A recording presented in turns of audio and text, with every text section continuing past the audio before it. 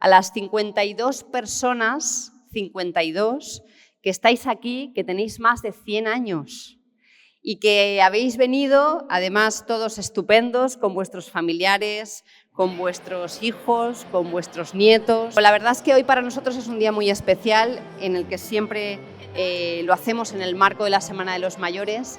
Siempre nos gusta abrir el ayuntamiento para vosotros porque 100 años son mucho más que una cifra. 100 años son muchas experiencias, son muchas anécdotas, muchos momentos, familias muy largas, familias consolidadas, recuerdos. Y hoy en este ayuntamiento lo que queremos es daros las gracias por haber formado parte de la historia de nuestra ciudad durante esos 100 años.